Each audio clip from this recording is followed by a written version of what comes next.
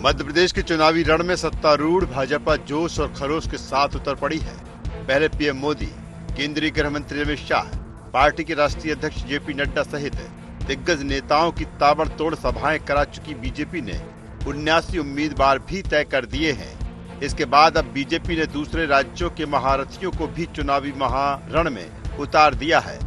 उत्तर प्रदेश और बिहार के 50 से ज्यादा बड़े नेता मध्य प्रदेश में चुनावी मोर्चा संभालने आ चुके हैं। इनमें डिप्टी सीएम ब्रजेश पाठक, सुशील मोदी, मुख्तार अब्बास नकवी, स्वतंत्र देव सिंह, दिनेश शर्मा, लक्ष्मीकांत वाजपेयी, संतोष गंगवार, दिनेश खटीक, सुरेश राणा जैसे नाम शामिल हैं। ये सभी दिग्गज 230 विधानसभा सीटों में कमान संभालेंगे। बीजेपी का दावा है कि सभी महारथी चुनावी रणनीति में पारंगत हैं और मध्य प्रदेश में भाजपा को ऐतिहासिक जीत दिलाएंगे। देश भर के चयनित ऐसे कार्यकर्ता जो संगठन के काम में पारंगत हैं, चुनाव की रणनीति की दृष्टि से जिनका व्यापक अनुभव है, तो ऐसे सभी वरिष्ठ कार्यकर्ता सहयोग के नाते से मध्य प्रदेश के चुनाव में प्रत्येक जिले में और संभाग के स्तर पर अपनी भूमिका निभाएंगे। हम इस चुनाव में कांग्रेस को चारों खाने चित्त करने का काम करेंगे। उधर बीजेपी की इस कवायद पर कांग्रेस तंज कस रही है। कांग्रेस का कहना है कि बीजेपी ने मध्य प्रदेश में हार मान ली है। उसका प्रदेश के संगठन और नेताओं पर भरोसा नहीं रहा, इसलिए मोदी शाह कमान संभाल रहे हैं। मंत्रियों और सांसदों को चुनाव लड़ाया जा रहा है और बाहरी नेता इलेक्शन मैनेजमेंट देखने आए हैं, लेकिन इसके बावजूद आएगी तो कांग्रेस ही। भारतीय जनता पार्टी एक हारी हुई बाजी लड़ रही है। वो लोग जो बाहर से आए हैं, जो मध्य प्रदेश को जानते भी नहीं हैं, वो क्या मध्य प्रदेश में बीजेपी को जीत दिलाएंगे? मध्य प्रदेश में बीजेपी की स्थिति ये हो चुकी है कि जो लोग दिल्ली में बैठे हुए संसद में बैठे थे, उनको बुला के आपने टिकट देके यहाँ चुनाव लड़ाने का फैसला किया। और आज की परिस्थितियाँ तो ऐसी हैं कि ये भी हैरानी नहीं होगी कि प्रवासी के नाम पर मोदी जी और अमित शाह जी आके चुनाव लड़े मध्य प्रदेश में विधानसभा का, पर परिस्थितियाँ नहीं बदलेंगी और ये परिस्थितियाँ मध्य प्रदेश की बीजेपी को बाहर ले जाने का काम करेंगी। बीजेपी के सामने न केवल मध्य प्रदेश में सरकार बनाने की चुनौती है, बल्कि उसे अगले साल होने जा रहे लोकसभा चुनाव भी दिख रहा है। बीजेपी मध्य प्रदेश जैसा मजबूत राज्य खोती है तो उसका असर 2024 के लोकसभा चुनाव में भी पड़ना तय है। शायद यही वजह है कि मध्य प्रदेश के चुनावी रण में वो सारे ब्रह्मास्त्रों का इस्तेमाल कर रही है। देखना यह है कि उसके ब्रह्मास्त्र कितने असरकारक साबित होते हैं। Bureau report, IND 24।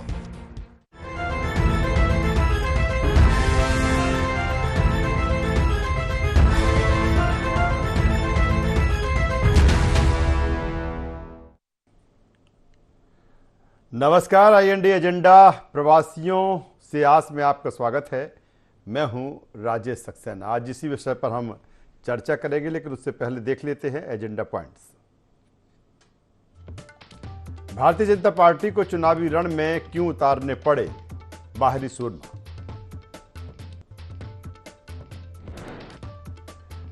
UP Bihar के नेताओं को मैदान में उतारने का कितना मिलेगा फायदा? प्रवासी नेता पूरी कर पाएंगे भारतीय जनता पार्टी की आस? क्या चुनावी रणनीति तय करने में पिछड़ रही है कांग्रेस?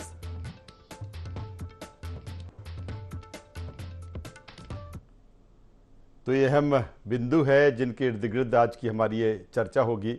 जिस तरह से मध्य प्रदेश में विधानसभा चुनाव का समय नज़दीक आता जा रहा है, वैसे ही भारतीय जनता पार्टी की जो तैयारियां हैं या जो उसकी रणनीति है वो और व्यापक दिखाई देने लगी है। पहले कुछ दिन पहले जिस तरह से मध्य प्रदेश की 230 विधानसभा सीटों पर भारतीय जनता पार्टी ने हर सीट पर जो प्रवासी विधायक हैं उनको भेजा था, उनसे ग्राउंड रिपोर्ट मांगी थी, उन्होंने रिपोर्ट पेश की।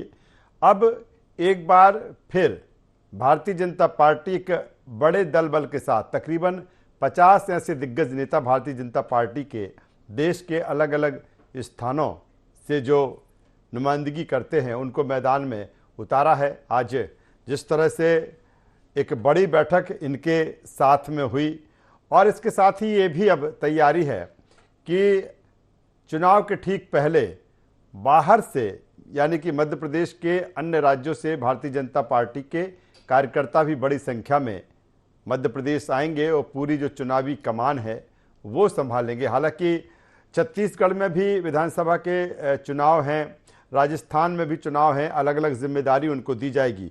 लेकिन जिस तरह से अगर मध्य प्रदेश की हम बात करें और मध्य प्रदेश में जिस तरह से केंद्रीय नेतृत्व का फोकस है और 2023 का जो चुनाव जिस अंदाज में भारतीय जनता पार्टी लड़ रही है एक बड़े दल बल दमखम के साथ में, और यहाँ सवाल ये खड़ा होता है कि कांग्रेस जिस तरह से तैयारियों में जुटी है, क्या ये जो चीज़ें तमाम सारी चीज़ें हैं उसके सामने और बड़ा चैलेंज पैदा करती हैं, या फिर कांग्रेस जिस तरह से सवाल खड़े कर रही है कि भारतीय जनता पार्टी को कहीं ना कहीं डर सता रहा है, इसीलिए इस तरह से बाहर के लोगों को मध्य प्रदेश चुनाव में लाया जा रहा है। आज इसी पर चर्चा करेंगे, बातचीत करेंगे, चर्चा शुरू करें।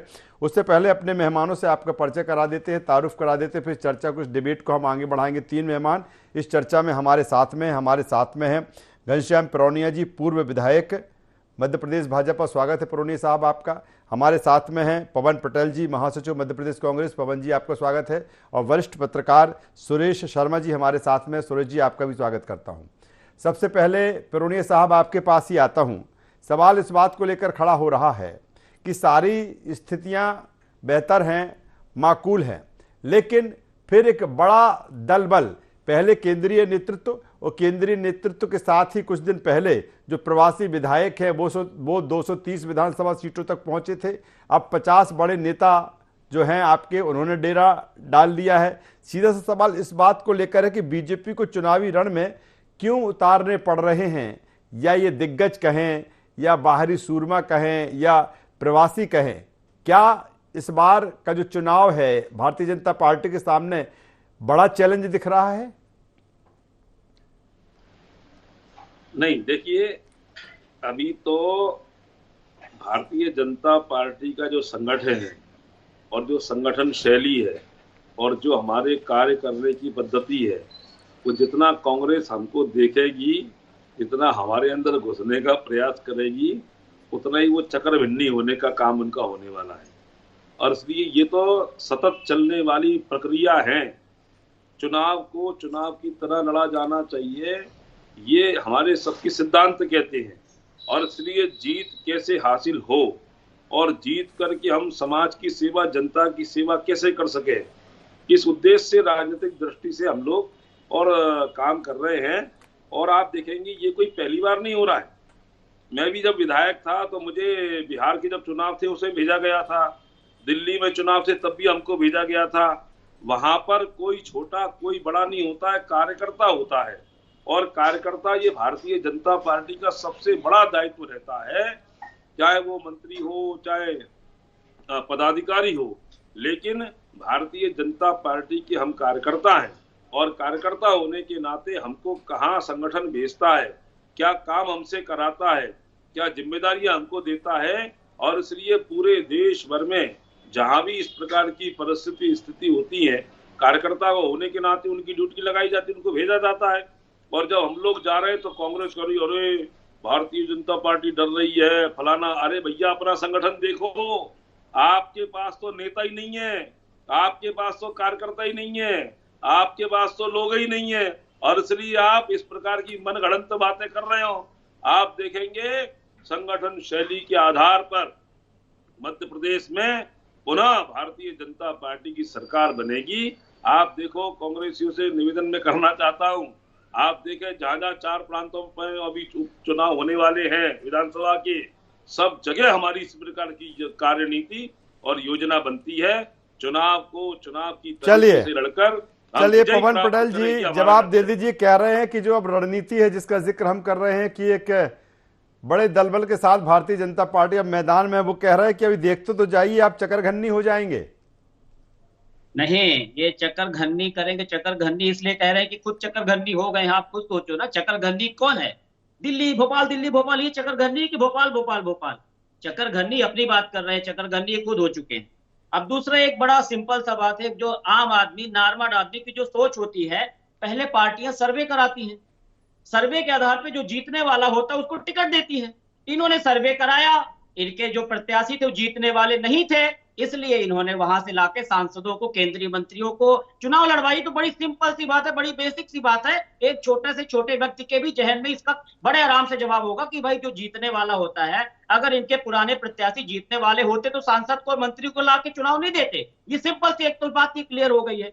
दूसरा, ये जो बाहर के प्रवासी लोगों को लेके आए, उसके पीछे लॉजिक समझिए।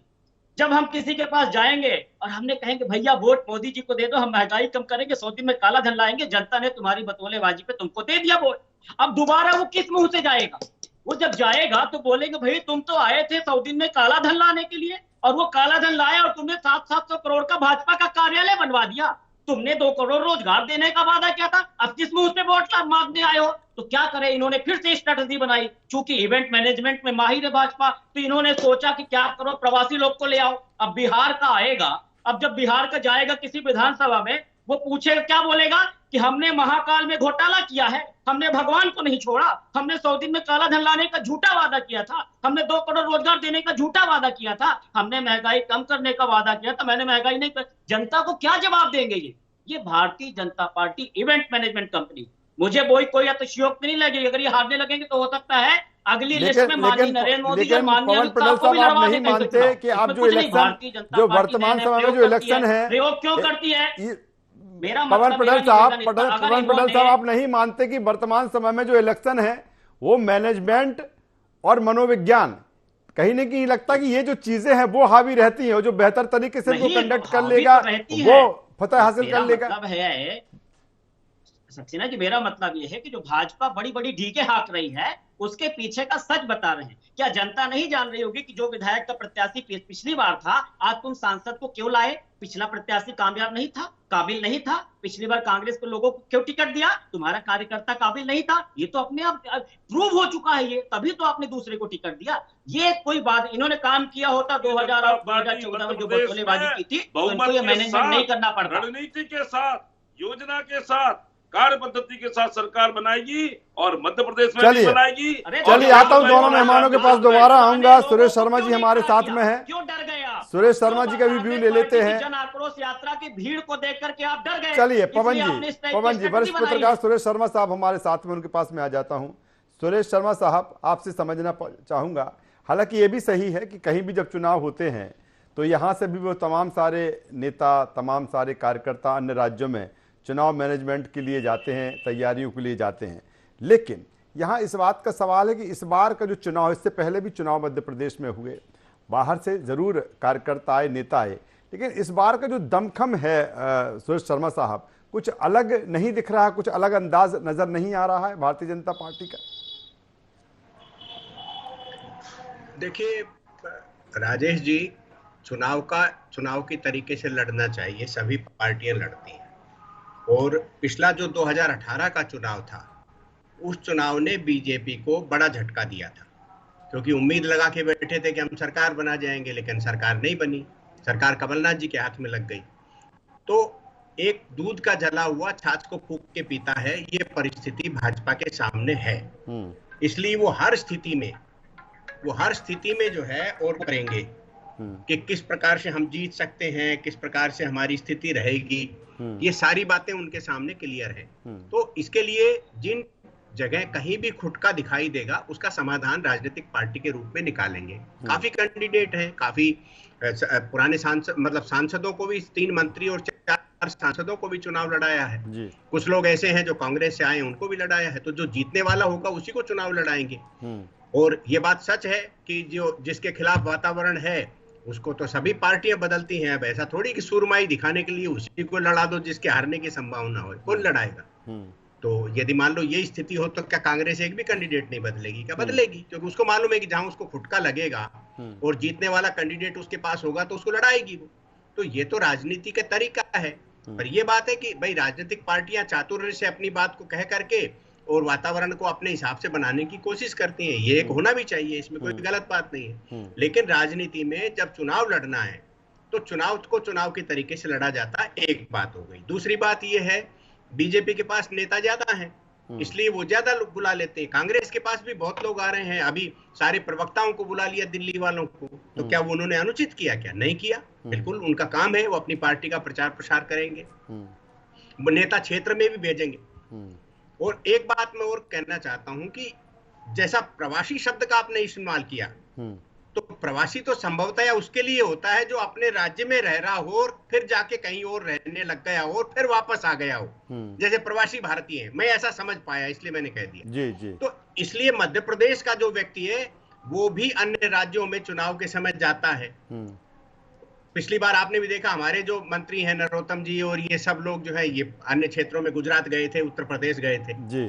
तो इसलिए जाते ही हैं। भाजपा के पास ऐसी स्थिति है ही, तो वो भेजते हैं। कांग्रेस के नेता भी, मैं फिर कह रहा हूं, रिपीट कर रहा हूं कि वो भी दूसरे राज्यों में जाते हैं। तो पार्टी का अनुसार कैसे लाभ जैसे कैसे लिया जा सकता है, उसके लिए सभी राजनीतिक पार्टियां काम करती हैं। इसलिए मुझे इसमें कोई अचरज नहीं लगा कि दूसरे क्षेत्र के नेता आकर के और एक विधानसभा क्षेत्र में आ गए और ये, तो इसलिए कोई बहुत अचरज वाली बात नहीं है। चलिए पुरोनिया साहब, सीधा सा सवाल मैं लेता हूं आपसे कि ठीक है, जिस हम दमखम की बात कर रहे हैं, आप कह रहे हैं कि जिस तरह की आपकी रणनीति है अभी चकनघनी हो जाएंगे ये, लेकिन मेरा सवाल इस बात को लेकर कि आपके पास लगातार मध्य प्रदेश में जिस तरह से भारतीय जनता पार्टी की सरकार रही, केंद्र में मोदी सरकार रही, और आप कह भी रहे हैं कि डबल इंजन की सरकार, तमाम सारी चीज़ें बताने के लिए हैं, जताने के लिए हैं, फिर इस तरह से इस व्यापक रूप में, हालांकि सुरेश शर्मा साहब भी कह रहे हैं, हम भी कह रहे हैं कि लगातार कहीं भी जो चुनाव होता है, जाहिर सी बात है कार्यकर्ता भी जाते हैं, नेता भी जाते हैं, लेकिन इस बार का जो स्वरूप है उस पर सवाल है कि आखिर जब तमाम सारी चीज़ें हमारे पास बताने के लिए है, फिर आखिर ज़रूरत क्यों पड़ रही है? नहीं, देखिए, मैंने प्रारंभ में भी कहा और आदरणीय सुरेश जी ने भी कहा कि देखो, चुनाव को चुनाव की तरीके से लड़ना चाहिए। कहीं किसी भी, जैसे युद्ध में जाते ना, युद्ध में सेना को बिल्कुल सतर्क रहना चाहिए कि हमारा विरोधी, हमारा शत्रु कहां से हम पर हमला कर सकता है। भाई कुशल नेतृत्व तो वही है ना कि सब जगह सचेत रहे, और सचेत रह करके, क्योंकि क्या है, कांग्रेस की नीतियां, कांग्रेस के जो कार्यपद्धति रही, इनकी जो देश में 75 साल आजादी को हो गए, उसमें से अधिकांश इनकी सरकारें रही, मध्य प्रदेश में इनकी सरकारें रही। कैसा बंटाधार इन्होंने प्रदेश का किया, कैसा इन्होंने जो है अभी हमसे निवेदन कर रहे थे हमारे पटेल साहब, रोजगार नहीं दिया, सड़कें, अरे भैया तुम्हारे कार्यकाल में कितने रोजगार दिए? आपकी तो सरकारें रही, आपकी तो केंद्र में रही, आपकी तो प्रदेश में रही, आपने कितने रोजगार के अवसर दे दिए, आपने कितने विकास के काम कर दिए। और आज भारतीय जनता पार्टी की सरकारें, चाहे मध्य प्रदेश की हो, चाहे केंद्र की हो, और वो अनुसूचित जाति वर्ग से लेकर के समाज के सब वर्गों का कल्याण करने की योजना बना रही है। हमारे माताओं बहनों के कल्याण का अगर योजना बना रही है तो इनको कहीं ना कहीं दुख हो रहा है, इनको कहीं ना कहीं छटपटाहट हो रही है कि अरे ये ऐसा ना हो वोट में तब्दील हो जाए। और इसलिए कांग्रेस ने आज तक कुछ नहीं किया है। अनुसूचित जाति वर्ग के लोगों का भी कल्याण करने का काम अगर किसी सरकार ने किया है तो भारतीय जनता पार्टी सरकार ने किया है। और इसलिए केंद्र में माननीय नरेंद्र मोदी जी आए और सागर में 100 करोड़ रुपए की लागत से संत शिरोमणि रविदास महाराज का मंदिर बनाया। ये हमारे अनुसूचित जाति वर्ग के लोगों का उत्थान और सम्मान का काम किया है। बाबा साहब अंबेडकर के स्मारकों को सजाने का काम ये भारतीय जनता पार्टी सरकारों ने किया है। कांग्रेस ने कभी भी इन महापुरुषों के नाम पर एक ईंट नहीं लगाई। और अगर हम कर रहे हैं तो इनको दुख हो रहा है।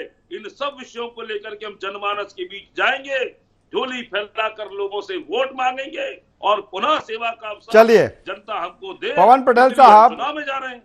पवन पटेल साहब, जिस तरह से अगर देखें भारतीय जनता पार्टी की जो रणनीति है, अभी तक 79 नाम घोषित कर दिए, जन आशीर्वाद यात्रा 3 सितंबर से लेकर उसको भी पूरा कर लिया। अब बड़े दमखम के साथ वो तमाम सारे नेताओं ने डेरा डाल लिया, पहले भी आ चुके हैं। क्या चुनावी रणनीति में कहीं ना कहीं कांग्रेस पिछड़ रही है? नहीं, देखिए सत्येंद्र जी, चुनावी रणनीति मतलब हम ये कह रहे हैं, हम सिर्फ रणनीति ना बनाए ना, हमारा उद्देश्य सिर्फ चुनाव जीतना नहीं होना चाहिए ना। मैं तो ये कह रहा हूं कि हमारी रणनीति इस प्रदेश की जनता बना रही, हमारे जो जन आक्रोश यात्रा में जो जनता है वो रणनीति बना रही है। अभी जो पूर्व विधायक जी बड़ी बड़ी बातें कर रहे थे कि कांग्रेस ने क्या किया, कांग्रेस ने इस देश को आजाद कराया। आपने इस देश का बंटाधार कर दिया, आपने युवाओं का बंटाधार कर दिया, और जो कांग्रेस में बनाया उसको एक एक करके बेचते जा रहे हो आप। मैं सिंपल सी बात पूछना चाह रहा हूँ, सुरेश जी ने भी यही बोला कि पार्टियां जो अंग्रेजों से अरे इनको मुकाबला थोड़ा पिरोनिया साहब करके पवन पटेल साहब को बोल लेने दीजिए। घनश्याम पिरोनिया जी, पवन जी बोल लेने दीजिए, वो सुन रहे थे आपको बेहतर तरीके से। और उसमें हम भी थे। रणनीति है। चलिए पिरोनिया साहब बोल लेने दीजिए पवन जी को। पवन जी, मेरा मतलब ये है, अभी सुरेश जी वरिष्ठ पत्रकार हैं, उनका मैं बड़ा सम्मान करता हूं। उन्होंने भी यही बोला कि भाई हम टिकट तो उसी को देंगे ना जो जीतने वाला होगा। तो जब हमने किसी सांसद की टिकट दी, मतलब वो सांसद जीतने वाला है। इसका मतलब तो ये होता है ना कि जो पहले वाला कैंडिडेट था वो हारने वाला है। ये तो क्लियर है ना, ये तो आप भी सबको ही बोल सकती है, तो सबको समझ में आ रहा है कि तभी आपने सांसद को दिया जो पहले वाला हारने वाला था। और प्रवासी की बात करें, प्रवासी तो भारतीय जनता पार्टी ने खुद ही प्रवासी नाम दिया है। हमें कोई आपत्ति नहीं है प्रवासी से। हम तो सिर्फ इतना कहना चाह रहे हैं, हमारा सिर्फ निवेदन इतना है कि आपने अगर जो वादे किए थे उन वादों को पूरा कर लिया होता तो आपको इतना मैनेजमेंट नहीं करना पड़ता। आम जनता आपको स्वयं आशीर्वाद दे देती। आप ये जो मैनेजमेंट में जिसमें आप माहिर हैं, मैं सिंपल से एक बात कहना चाहता हूं कि जो आपने प्रवासी लोगों को लेके आया, क्या जनता नहीं पूछेगी जो रोज पेट्रोल डलवा रही होगी कि पेट्रोल का रेट कम होता, 1 रुपए बढ़ता तो शिवराज सिंह साइकिल चलाते थे? क्या वो जनता नहीं पूछेगी जिसका बेरोजगार आत्महत्या कर लेता है कि हर साल 2 करोड़ रोजगार का झूठा वादा किया था? क्या वो नहीं पूछे कि महाकाल लोक में तुमने भगवान को भी नहीं छोड़ा, लोगों की आस्था के साथ खिलवाड़ किया? क्या उसको नहीं लगेगा कि तुमने देश प्रेम की भावना के साथ खिलवाड़ करने के लिए पुलवामा जैसा हमला कराया? सिर्फ पार्टियों का मतलब सिर्फ अहम चुनाव जीतना। चलिए पिरोनिया जी आप भी जवाब दे दीजिए। दोनों फायर राउंड में आमने सामने कर देता हूँ, फायर राउंड शुरू करता हूँ, आमने सामने दोनों मेहमान बोल सकते हैं। प्रशस्त किया है हमने हमने कश्मीर से लेके चंद्रमा तक तिरंगा फहराने का काम किया है। अरे तो क्यों उतारा भैया दूसरों को? दम था तो उन्हीं को उतारते ना, ये बात है यहाँ पे ना। इसका जवाब दो आप। देने का काम किया और ये बस इनका कैसेट चालू है।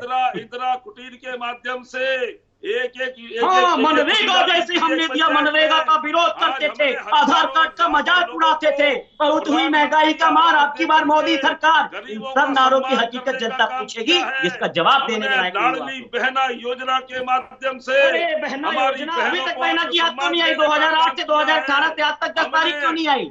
अभी तक की राशि खुशियों वाली क्यों नहीं हुई? क्या जनता नहीं जान रही होगी? हमारे बुजुर्गों को तीर्थ यात्रा पर पहुंचाने का काम किया है हमने। तो फिर क्यों हार रहे हो, क्यों डर रहे हो? उन्हीं को जिनको पिछली बार चुनाव टिकट दिया था उन्हीं को दे देते, क्यों बुलाना पड़ा तुमको जब इतनी बड़ी महारत हासिल है, इतना बड़ा काम किया? संबल योजना बंद करने का काम किया है। चलिए यहाँ फायर राउंड समाप्त होता है। सीधे सुरेश शर्मा साहब के पास में आता हूँ। ये गर्माहट बताती है कि जो चुनाव का समय है वो बहुत नजदीक आता जा रहा। सीधे सुरेश शर्मा साहब के पास में आता हूं। सुरेश शर्मा साहब, मैनेजमेंट की बहुत बात होती है, मनोविज्ञान की बहुत बात होती है, और दोनों तरफ से अगर देखा जाए, अगर कमलनाथ जी की बात की जाए तो उनको मैनेजमेंट गुरु कहा जाता रहा है। दूसरी तरफ अगर जिस तरह से जो केंद्रीय नेतृत्व पूरा कमान संभाले हुए हैं उसमें भी मैनेजमेंट गुरु कई हैं। कितना असर मैनेजमेंट और मनोविज्ञान का बदलते परिवेश में चुनाव के? देखिए, चुनाव जो है वो चुनाव का प्रबंधन शब्द हम पहले से इस्तेमाल करते हैं, तो इसलिए चुनाव प्रबंधन तो होता ही है। और इसके बाद जो है नैरेटिव सेट करने का काम भी होता है। आज पवन जी जो बोल रहे हैं वो स्वाभाविक रूप से एक नैरेटिव सेट करने की कोशिश कर रहे हैं कि ये घोटाला हुआ और ये हुआ, क्योंकि कांग्रेस विरोध में है तो वो अपनी भाषा में इस्तेमाल करेगी। पूर्व विधायक महोदय ने जिस तरह की बात करी है तो वो उसका भी अभिप्राय ये है कि नैरेटिव सेट करना चाहते हैं। लेकिन मैं एक बात जरूर कहना चाहूंगा इस सारे में राजेश जी कि जिस राजनीतिक पार्टी के कार्यकर्ता अपने वरिष्ठ नेताओं की भावना और नैरेटिव को जनता तक पहुंचाएंगे, मतदान उनके पक्ष में होगा जी। और आमतौर से यही होता आया है। आप टीवी चैनल पर बोल दें, मैं बोल दूं, आप बोल दीजिए, कोई फर्क नहीं पड़ने वाला, क्योंकि टीवी चैनल को देख करके कोई भी वोट नहीं देता या समाचार पत्र को देख करके कोई वोट नहीं देता। वोट उसको देता है, यदि कांग्रेस का बड़ा नेता कोई बोलता है तो उसके कार्यकर्ता नीचे जाके बताएंगे कि हमारे नेता का विजन ये है। भाजपा का कार्यकर्ता जाएगा, भाजपा का कार्यकर्ता बताएगा कि हमारे बड़े नेताओं का विजन ये है, इस आधार पर हम प्रदेश को चलाना चाहते हैं। इसलिए जो विजन को नीचे तक पहुंचा देगा उसको वोट मिलता है। कांग्रेस इस समय विजन को पहुंचाने की स्थिति में कमजोर थी तो कम रहे, और पिछली बार में उन्होंने अपना विजन पहुंचा दिया तो भाजपा से आगे निकल गए। ये एक विजन को जनता के बीच में पहुंचा करके जनता को मतदान केंद्र तक जो राजनीतिक पार्टी का कार्यकर्ता लेके आ जाएगा वो जीत जाएगा। अब भाजपा ने यहाँ 10 लाख कहने के हिसाब से उनने जो कहा वो बोल रहा हूं, मुझे नहीं मालूम 10 लाख थे कि नहीं थे, 10 लाख कार्यकर्ताओं को इकट्ठा करके बता दिया कि अब ये हमारी फौज है, नीचे जाएगी। थोड़े दिन में कांग्रेस बता देगी कि ये हमारी, चलिए बेहतर बात सुरेश शर्मा साहब कह रहे हैं। और कुल मिलाकर जिस तरह सुरेश शर्मा साहब ने कहा है कि अपने विजन को बेहतर तरीके से जो जनता के बीच पहुंचा देगा, और मुझे लगता है कि वही 2023 का सरताज बन जाएगा। अभी देखना होगा इस जंग को, समय जैसे जैसे और नजदीक आता जाएगा तमाम सारी चीजें इस रण में दिखाई देंगी। तीनों मेहमानों का धन्यवाद करता हूं, शुक्रिया करता हूं। तो कुल मिलाकर जिस तरह से मध्य प्रदेश का विधानसभा चुनाव और इस चुनाव में तमाम सारे मुद्दों के साथ अपनी अपनी रणनीति, स्ट्रेटजी, प्रबंधन, मैनेजमेंट, मनोविज्ञान, ये तमाम सारी चीजें इस चुनावी समर में तैरती हुई नजर आ रही हैं। IND एजेंडा में बस इतना ही। IND 24 पर खबरों का सिलसिला लगातार जारी है। आप बने रहिए हमारे साथ। नमस्कार।